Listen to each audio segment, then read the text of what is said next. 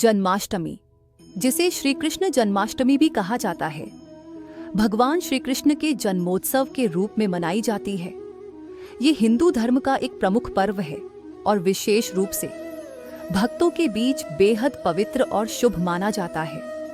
इस दिन को भगवान श्री कृष्ण के जन्म की खुशी में मनाया जाता है, जो कि विष्णु भगवान के 8वें अवतार माने जाते हैं।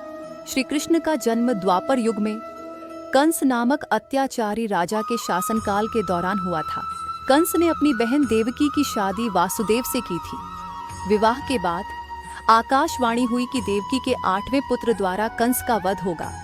इस भविष्यवाणी से भयभीत होकर कंस ने देवकी और वासुदेव को कारागार में डाल दिया और उनके हर संतान को जन्म लेते ही मार डाला।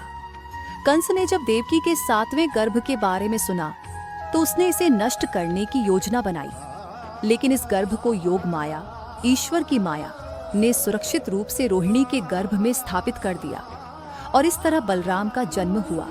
8वें गर्भ में जब श्री कृष्ण का जन्म हुआ तो उस समय आधी रात का समय था। जन्म के समय चारों ओर अद्भुत प्रकाश फैला हुआ था और जेल के दरवाजे अपने आप खुल गए। उस समय भगवान विष्णु ने वासुदेव को आदेश दिया कि वे बालक कृष्ण को गोकुल ले जाएं और उन्हें यशोदा और नंद के पास छोड़ आए। वासुदेव ने अद्भुत घटनाओं के बीच यमुना नदी को पार करके श्री कृष्ण को गोकुल पहुंचा दिया। इसके बाद वे वापस लौट आए और यशोदा ने अपनी पुत्री के रूप में योग माया को जन्म दिया।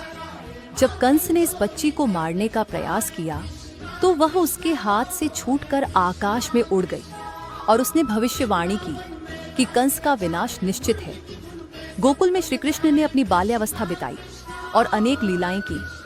उन्होंने गोपियों के संग रास लीला की, माखन चोरी की और अपनी बाल लीलाओं से सभी का दिल जीत लिया।